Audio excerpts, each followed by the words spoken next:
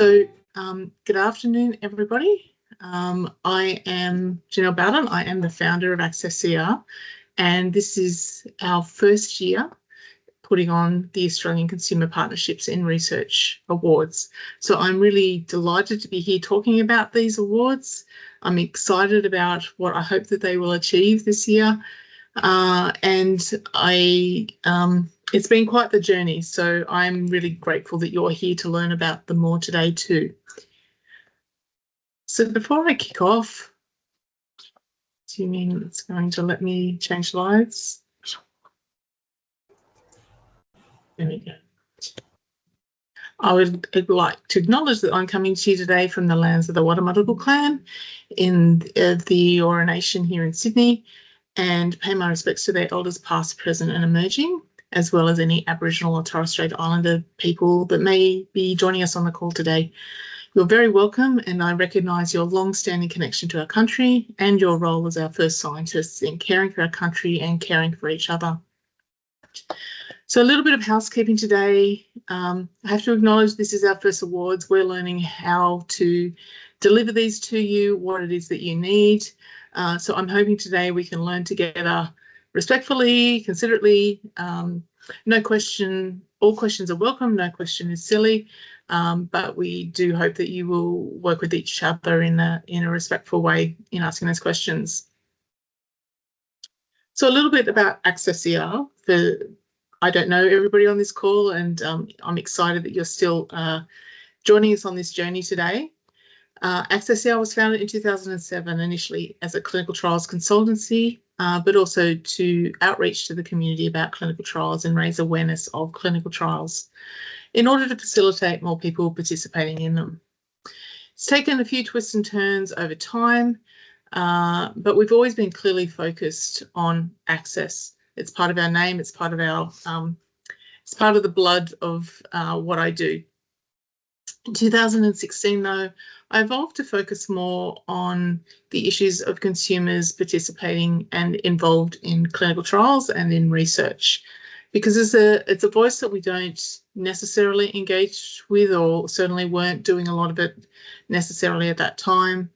But I was hearing lots of reasons why clinical trials in particular were a problem for participants that I didn't think was making it into the research sector knowledge base. So we went on a journey to become listeners, to understand, to connect with people in the community about clinical trials and research and what their needs were. And I guess that has evolved in such that in 2023, we became a social enterprise formally that supports clinical trials and patient engagement in research. And we do that, our key focus is around advocating and supporting for the needs of the people that are looking for, taking part and involved in research, which we've nicknamed CREW, or the Community and Consumer Research Workforce. We provide lots of support, knowledge, connection around between researchers and the community around research through our Facebook group, through our CREW newsletters, and lots of other resources that we have on the AccessCR website. So if you're interested in understanding more about what we do, there's a QR code there in the corner which takes you to all our websites, all our resources, and you get a real flavour of everything that we're doing, including links to these awards. So I'd like to acknowledge up front that patient engagement is an evolving field. We're all learning as we're going along. Every team works differently. Every project has different requirements. There is no one way. And that's, as such, these awards are about celebrating that road to success, to excellence, and the innovation that's happening. Sometimes we think it's happening more in other countries like the UK and Canada and the US. But I think I've discovered over time that if you really scratch the surface, there is some really great stories happening here too. And we wanted to use this platform to elevate those stories, just to shine a light on that excellence that can happen and does happen in Australian research, but also to inspire those that may not yet be interested, are cautious, are not sure whether it's something they should be doing, to see what's possible when people partner together meaningfully and effectively. So we hope they're not just about inspiring excellence and partnership, but inspiring others as to the big and small things they can do with time and a commitment to partnership. And let's face it, sometimes it's also about resources. So this is a journey that I'm planning to take you on today. We're going to talk a little bit about how the awards came about, the village that stands behind them, and it really is quite the village, the award categories, and in general terms, what the judges will be looking for, how to enter the awards and what will happen once you enter, and some of the available help and top tips that we have for entering the awards. And then, of course, there will be time for questions afterwards. So, how did the awards come about? Well, why did we do them? Because our community expressed a need. In the middle of last year, we reached out to our Facebook group, and many of the consumers in that engaged with our posts about if we had resources, what is it that we could do to support crew? And one of the highest priorities they said is we need something that empowers and celebrates us. And so with a few further discussions, that evolved into this event and the awards. Why are we doing it? Well, I guess why not? We are somewhat independent of research organisations, of industry partners, of vendors, of government, of medical research institutes, of trial networks. We kind of sit outside supporting the sector, but we're not in there doing it. And so it seemed as good as any for us to do it. So it's very key to our objectives of supporting crew. So why not? When I say why not though, I didn't quite realise what I was getting myself into, but I'm excited. So they were developed through community input, and that is the input from both consumers as well as research sector professionals about what we could do. The purpose of the awards, as I've mentioned, to celebrate excellence and innovation in research participant experiences and consumer partnership in research, and to inspire others as to what's possible and how they might do it. As I mentioned, it really is a village, and I'd like to take a couple of minutes to thank that village. We have a page on our website that outlines all the people and the organisations that are sitting behind and supporting us with these events, and we are truly grateful for that support and welcome others that might want to get involved. So initially, in the first few months, I guess in the last 6 months of last year, we had a large extended family providing input. These were some of the key people that didn't eventually go onto the steering committee, but alongside us, the members of our steering committee have provided me with lots of advice along the way. The steering committee, we have 10, I'm part of the facilitating the steering committee, but we have 10 consumer and research sector professionals involved and guiding, and we meet on a monthly basis with lots of emails on a weekly basis in between, trying to get these awards up and running. We're super grateful to our financial supporters. An event like this takes a lot of time, energy and resources and platforms to make successful, and so we're hugely thankful to Bellberry, who came on in January as a platinum event partner. We have space for another one if you would like to be that partner. But we are super grateful to Bellberry for their support, especially in our inaugural year. We have a couple of other financial supporters. We have Curtin University's Enable Institute and the Save Our Sons Foundation, who've not only come on board with a bit of financial support, but are providing in-kind support as they have members on our steering committee as well. And they've given their staff time to do that. So we are super grateful for that support. We have a range of different sponsorship levels which are available on the website, and we'd really encourage people to come on board. And we'd love there to be a sponsor for each award as well. So if that's something you're interested in, please do reach out. Not everyone's in a financial position to support us, but there is a lot of work to be done here in promoting and encouraging people to get involved with the awards, to do entries. And so we're thankful to this group of organisations who are our current in-kind supporters, helping to promote the event. And again, we always welcome more if you'd like to be involved. It's a great way to showcase your organisation's commitment to consumer involvement in research. Over the last week, we've appointed our 30 judges that will be sitting across the 6 judging panels. So each award has a judging panel of 5 people. Each judging panel has, to the best of our abilities, has a mixture of genders, of ages, of health interests and professional experiences. And we're really excited that all of these people have put their names up to be involved. Those in blue are wearing consumer hats on the judging panels, and those in grey are wearing a research sector professional hat. We do have more consumers than professionals on purpose because we really want to make sure that it's consumers telling us what excellence in consumer partnership looks like. But partnership is a two-way street, and so we need to make sure that research professionals are on this journey with us, and also helping us to identify what excellence looks like. So thank you to all of these judges, and their names will be on the website shortly as well. So jumping into a little bit more about the awards themselves, there are a number of award categories. There are 6 award categories. The first one is Excellence in Consumer Partnership in Non-Commercial Research.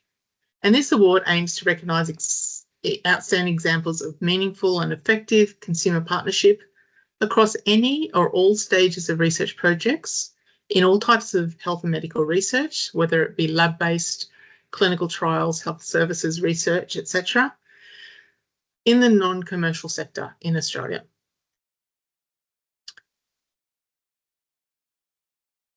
The second award is equally recognising outstanding examples of effective and meaningful consumer partnership across the research and development phase, pre-registration of new health technologies in the commercial sector in Australia.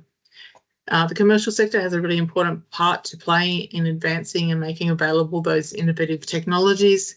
And so we want to make sure that we're encouraging them to involve consumers in the development of those products. The third award is Excellence in Consumer Partner Capacity Building. And this award recognises outstanding examples of meaningful efforts to improve the capacity and confidence of consumers and researchers to partner. There is an award for Excellence in Research Participant Experience, and this award seeks out initiatives, teams, projects, or the like that result in a respectful, satisfying, gold-class research participant experience from the perspective of research participants. This award is slightly outside the box compared to the other awards, but without research participants, we don't get answers that we need in research. Clinical research is not possible, and they're a critical, therefore, partner in the research process. So we want to make sure that those that are playing their part to make that experience amazing for research participants are also recognised. We particularly encourage nominations from research participants of the organisations they have participated in research with, where they feel that they've had a really excellent experience that is outside the experience they would normally expect of the healthcare system. And we want them to tell us what made that an excellent experience so others can learn from that. The fifth award is for an outstanding individual who has impacted health and medical research. And we are looking here for people that have made significant and sustained impact on research in general or on specific projects or teams or organisations that they've worked with. The last award is similarly for an outstanding consumer advisory group who's had an impact on health and medical research. Again, we're looking for groups of consumers that may have worked together for at least a year that have made a significant and sustained impact on research in general, or the teams, organisations or projects that they've worked on. So in general terms, this is what the judges will be evaluating. They'll be looking at authenticity and effectiveness. How did the partnership work? Is there true, genuine respect and authenticity in that partnership? And did that partnership lead to effective change? How was that partnership delivered? Was there excellence in practice? How innovative was the practice? Was it something that has been done lots of times but has been done really well in this particular case? Or is it a new way of doing something? Impact. And I want to say a few words about impact because we understand that describing the impact of a consumer partnership activity can be difficult. There's not always clear outcomes, and you don't always know whether or not it would have been different if the partnership didn't exist. So we do recognise this challenge. There is no right or wrong amount of impact for these awards. What we want to see is genuine consideration to how the partnership made a difference at whatever level that was. We want to see and feel the impact through your eyes so that those following behind can be inspired as to what's possible with appropriate motivation, people, processes, resources, and culture. The impact could be as simple as creating something local, changing the local environment such that there's better engagement in the future, or it could be something that led to really different outcomes for a health population or for the way that the research sector works. So it can be large or small. We'll also be looking at the nature and depth of the partnership or the experience, how inclusive that partnership was, what efforts were made to involve diverse people, and the transferability of what was done in this initiative or this activity to other research projects, whether it's different types of science, different types of therapeutic area, different parts of the research cycle. And importantly, was the consumer view or the community, were they informing that initiative? Did they help identify the problem? Did they help identify the solution or the question or the thing that needed to be researched or the thing that needed to be improved? What involvement did they have in that? So I'm now going to go on to entering the awards themselves. And I want to make it clear that it's perfectly okay to self-nominate, and we encourage self-nomination because you probably know best what has happened in your project, in your group, in your career, or you can nominate others, and we welcome both types of nomination. And there's no difference in scoring as a result of which way the nomination comes in. We invite you to go to the website for the conference. There is a link there in the corner through the QR code if you're interested. And from there, you will go to the webpage. And from the menu at the top of the website, you'll get further menu where you can look for information about entering the awards, sponsorship, or who's involved in supporting this event. So if you click on the Enter the Awards, you will go to that page, which invites you to get involved. That page lists the different award categories. It summarises in brief how to enter, and importantly, it provides links to the awards platform itself. When you go to the awards platform, you will get a landing page, and we've made as much information available as possible before you need to register so that you can make an assessment of whether or not you want to get involved.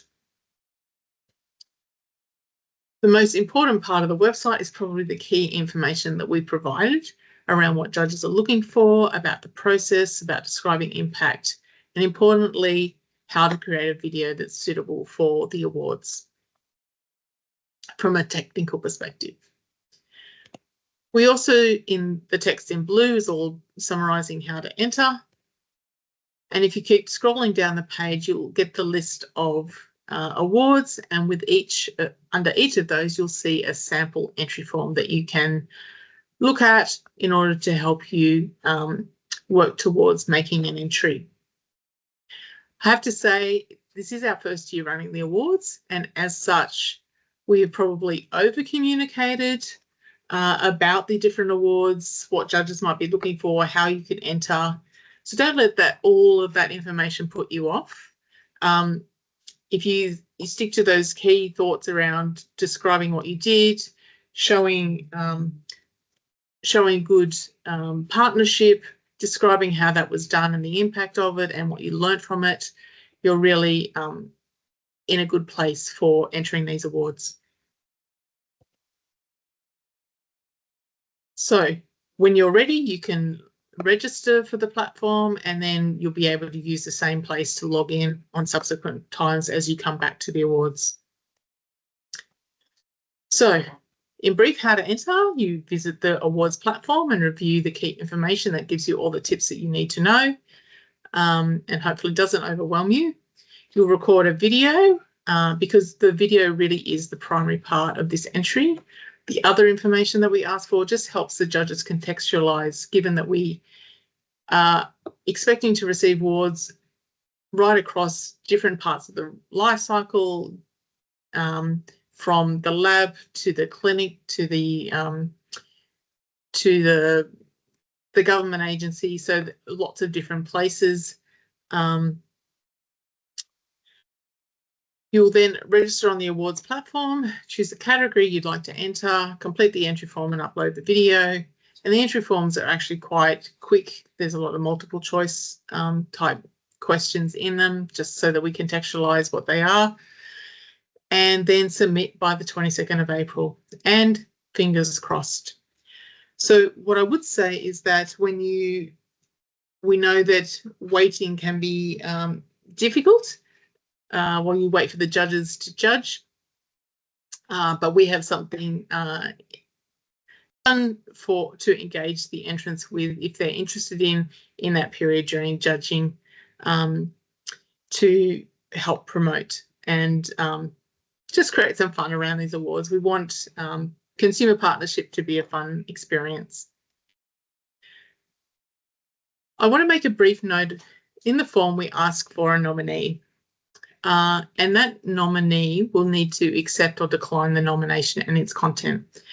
And we've thought about this a lot, and the reason for doing that is because if you're nominating someone else, there's a chance that you may inadvertently inaccurately represent an activity, or you may include personal or confidential information about a project in that entry. And because all of our entries we hope to make public in the future, we just want to make sure that there's somebody checking that there's nothing inappropriate that's going to be made public, or inaccurate that's going to be made public, given, you know, people may be discussed, careers may be influenced. So we've done that nominee process purposefully. It's not meant to create a barrier to entry, but it's there to protect entrants and nominees. If you're nominating yourself, we do still ask for another person, because that just helps us verify that, you know, someone else agrees that you've been involved in stuff. If you're part of a research group, it just makes sure that the whole group other people in the group are aware you're making the nomination. So if you're self-nominating, the nominee will either be another person involved in the activity described, or if you're nominating for the Award E, which is about the Outstanding Consumer Individual, an independent referee would be great, preferably not a family member or relative. someone who can really vouch to the achievements you've outlined in the nomination. If you're nominating others, the nominee is ideally someone involved directly in the activity so that they can confirm the accuracy of what you've said about that, that project, that initiative, and can identify any confidentiality, privacy, regulatory issues with what might have been shared before it goes public. So there's just that additional checkpoint there.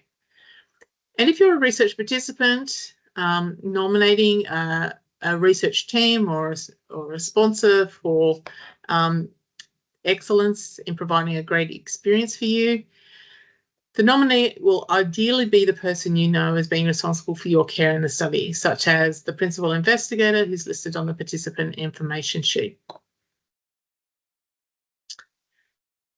Once you enter, what happens next? Well, AccessCR does some administrative checks. We're really looking for, is the entry complete?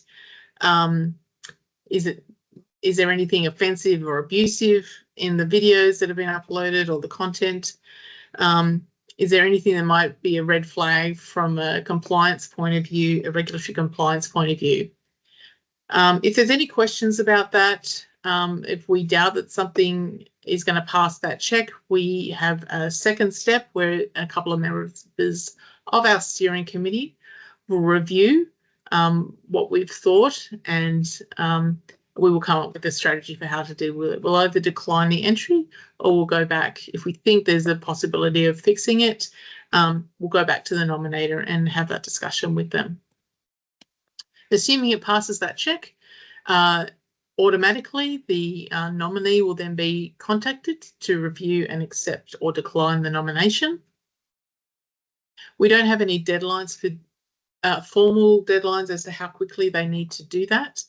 However, all of our administrative and nominee reviews need to be completed by the 25th of April. So that's why we recommend people don't leave things to the last minute to enter, because we still need to get through those checks, and it doesn't leave much time for people to be responding or fixing things if they need to, if you leave it to the last day. If the nominee accepts, the entry is approved for judging, and judging will commence at the end of April and go for almost 2 weeks. During that period, questions, at the end of that period, the judges may have questions for some of the nominations, and nominators will have an opportunity to address those over the coming month.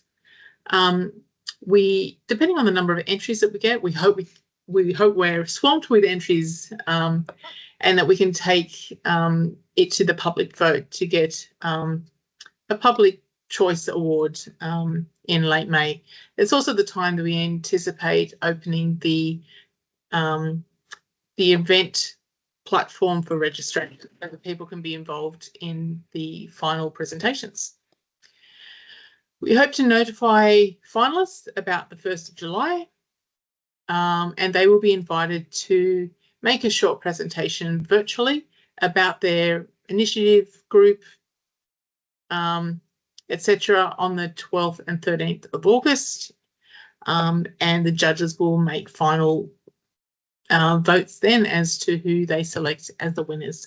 And we plan to announce those winners at the end of that 2-day event. So what's available to help?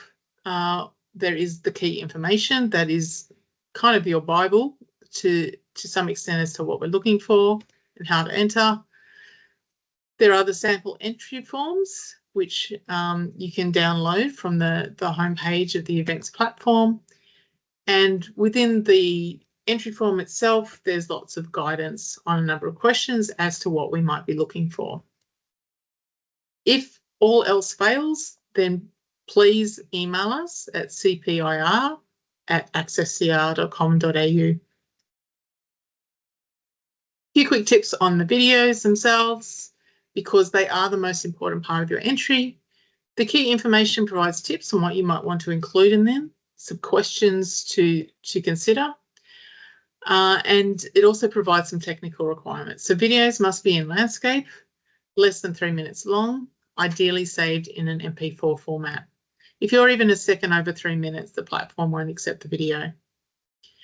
Captions in English should be provided, but if you struggle to do that, then you need to upload a transcript in English.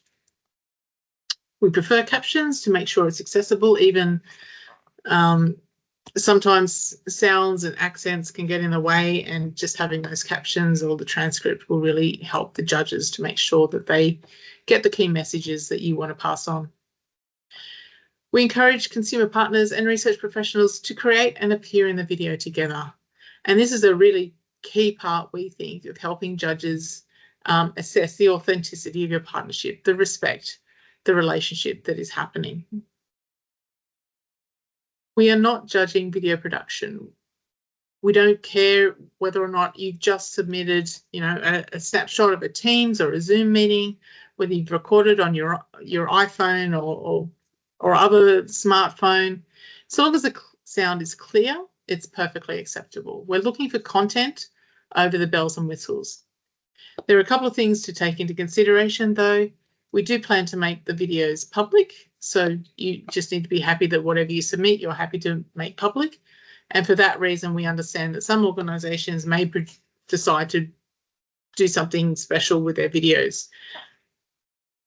The video production itself is not judged by the judges, but if they can't hear it, then it's obviously going to impact their ability to assess that video. The other thing about videos is that if there are people appearing in the videos, we do ask that you indicate that they have consented to be part of those videos.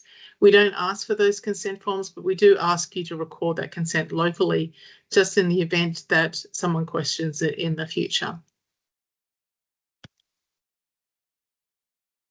Final last tips. You can make more than one nomination, but you can't enter the same activity or group in multiple categories. So we are looking to make sure that you think about what that initiative or activity is best suited to, which award is best suited to. And if you've got any questions about that, we're happy to discuss that with you before you enter. If you are unsure about anything, please do ask. Please don't leave your entry to the last day. It risks not having time to get the administrative review done, any issues that might exist fixed, and not getting nominee acceptances back in time. As I mentioned, there's only going to be 3 days at the end to complete that admin review and nominee review once entries close. If it's not done in that time, then that entry will be invalid. So best case, I would suggest trying to get your entries in about a week before the closing date, if you are going to leave it to the last minute. Some final thoughts. This is the first year that we're holding these awards, and we are hugely grateful to everybody who is backing us to make them happen. We do need your help in sponsoring and promoting the awards, and anything is helpful at this point in time. You need to be in it to win it, and we can't wait to see your entries. We know there is some great stuff happening in Australian research between consumers and research professionals, and we'd love to showcase that to the world.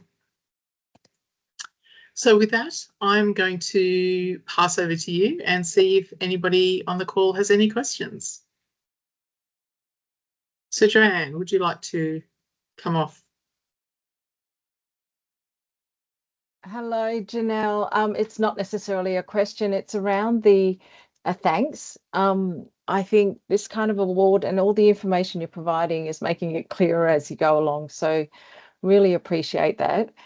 I do have a question. In regards to I know the categories, and you do a lot with clinical trials, and you talk about health and medical research, but there's sometimes, finding that link to that, particularly for advocacy committees, which are involved in a lot of things. Would you recommend you have to target, say, a specific initiative that aligns so closely towards that clinical trial end, or what advice? No, absolutely not. We hope that we see lab scientists talking about the work that they're doing. We hope we see health services research. We hope to see population health and public health researchers entering. So it doesn't have to be about clinical trials. There's obviously the award for research participants, which is kind of a little outside, but we think that they are so critical to the research ecosystem. I mean, we don't get some of those real point-ins of questions about what works without them, that we wanted to include them. So I don't want that to put people off and think this is all about clinical trials. It's not. Absolutely any part of the thing, any part of the research cycle, any type of research in the health and medical research space, but it could equally be, you know, research governance for an organisation. So if you are looking across, perhaps you have a consumer advisory group that's embedded into your governance structure for your institution, then what are they involved in? What are they doing? How are they impacting the work of that organisation? That's equally important for us to see, because we need to build the infrastructure, and that infrastructure is just, and that culture is just as important as the direct impacts to, you know, saving lives and other things that happen. That's great. Thank you for that. And I really like the initiative of the participant, because I think not enough recognition is actually given there. So congratulations to your team. Thank you. Thanks, Joanne. I do hope you guys will enter lots. So Elizabeth, I'm not sure if you'd like to ask a question, or you're just thinking about coming on board.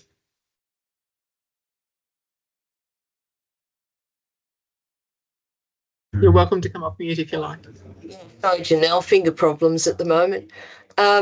Thanks for the information. As some of the others have said, I think it's starting to make sense after having had a quick look, hearing you talk. I'll go back and have another look. If I have some more questions, I'll certainly come back to you.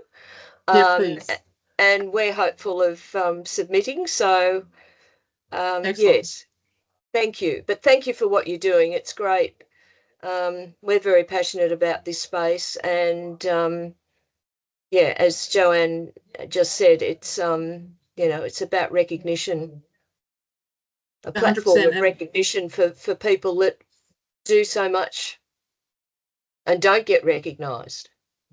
100%, and I think that was a clear need from our community, that there needed to be something that demonstrates how to empower them and how to recognise that huge effort, which we know and are very passionate about, that the consumer and community research workforce contributes to the research sector, but isn't well supported right now. Beck. Hello, thank you. Thank you so much for this information session. It's been really useful. I just wanted to clarify and make sure I had understood one of the things that you just said, which I hadn't cottoned on to before. I understood you to say that we should nominate a given activity in only one category. So I'm just reaching the end of a consumer-led research project and had been dreaming grand dreams of nominating in several categories, particularly around the consumer lead on that study. I'd like to, you know, support her to put in a nomination for the outstanding individual, and when you were just talking about participant experience, then I thought that could be a good idea, and then the whole project could be a good idea. What I'm hearing you say is bad plan, Beck. Be selective, pick the one category where you want to nominate.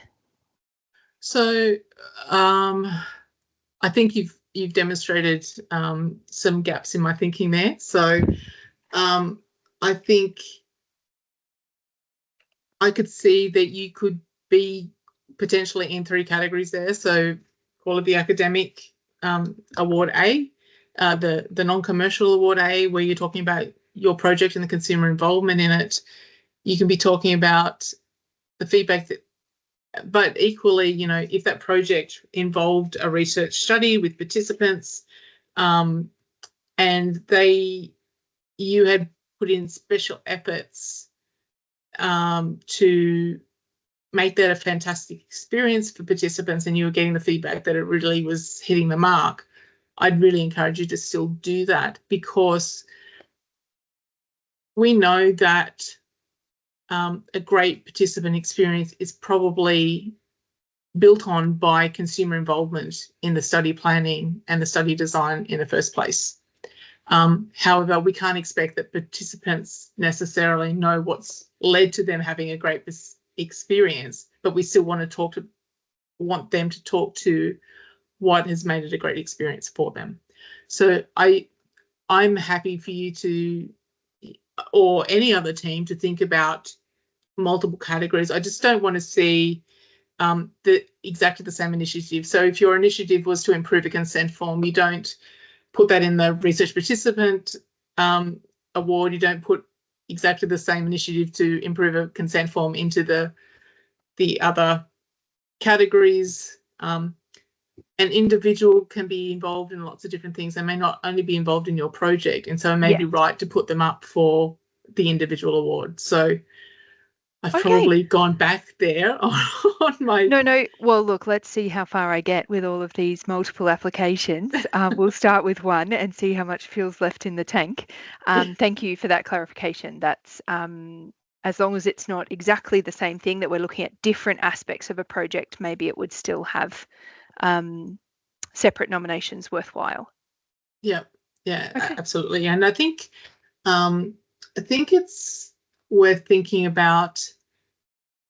One of the reasons we want to do that is want to do these awards is to get those stories out there, because we hear ad hoc all the time about really great stuff happening, but nobody knows about it. One of the things with the literature, it can be really hard to find the impact of consumer partnership, and so that leads people to question, should we be doing that? Because we can't see the impacts. So we would encourage you to, we're not going to own these videos that you produce. Think about, sharing them within your own organisation, whether or not they're in the awards, so that locally people are learning from you. We'd also love you to think about doing things like a startup report or a GRIP report, and in the section on impact, we provide links to that information, so that your work is getting out there and people are learning how to do this, because it is an evolving field. I think we have great expectations for what we should be doing in partnership, but it often starts with a cup of coffee and a conversation and an open listening mind, listening ears, and from there it evolves. And there's lots of ways to do that, and we hope these awards will shine a light on that. So Jill, you have a question? Okay, I was thinking in some incidences there are two people involved equally, but there's only one nomination. So if a team's involved, a group of people involved, I would assume that person's making a nomination for that initiative and all the people involved.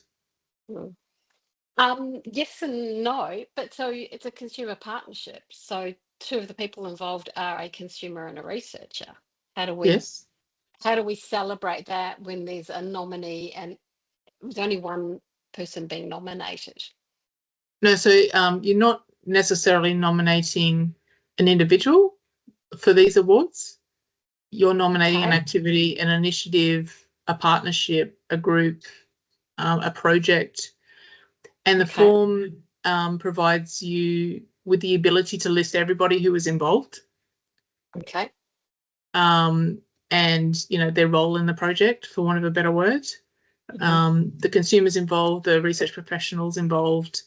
So we hope that we're seeing teams submit, and that we'll be celebrating the partnership, not the individuals.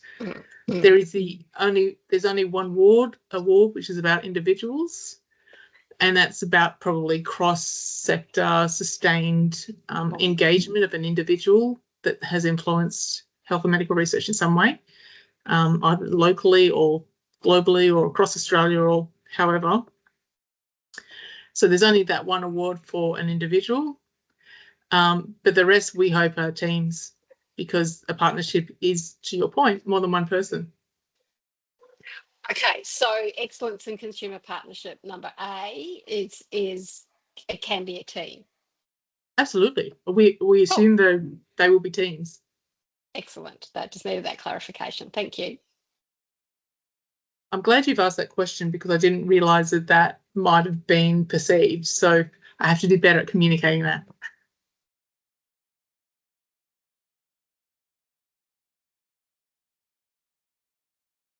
So do you have any further questions?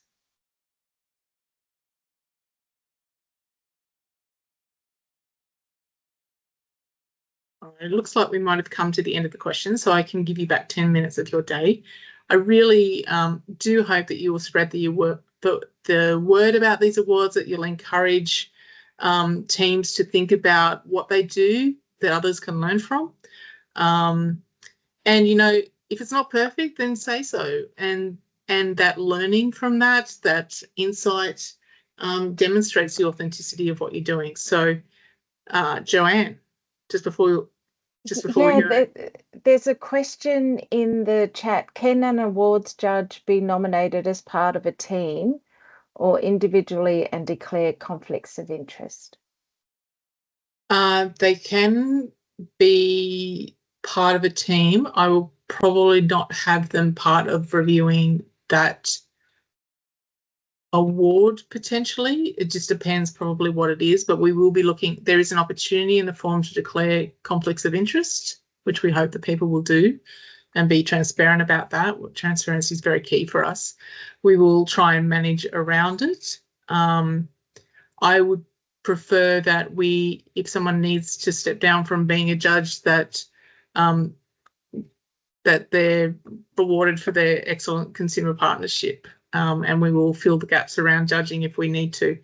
To that end, we are looking for a few backup judges just for those types of circumstances where someone might need to step in because of conflicts, step out because of conflicts. So if what you've heard today is of interest and you might want to be a backup judge, do drop me a line. We would love to see probably 3 to 5 backup judges, which I don't have at the moment. So, and sometimes people aren't well and can't do things either, or life crops up. So we will be looking for a few backup judges. Does that help, Joanne? Yes, it was a question from Anna S. Oh, sorry, Anna. Yeah. I missed thank that. you. I didn't find that in the chat. All right. If there's anything else that I haven't described, please let me know. And as Deb has said, Deb's part of our steering committee that maybe judges will be able to step away from scoring that particular entry. So we will work around managing the conflicts as best that we can. But we encourage you to enter as well. So with that, I am going to call it. This recording will be made available so that it's a future resource. You'll have that to rely on if you'd like, to share with others, to encourage them to enter. Please reach out if you need to ask questions. And I so look forward to seeing all of your fabulous entries. Thanks, everybody.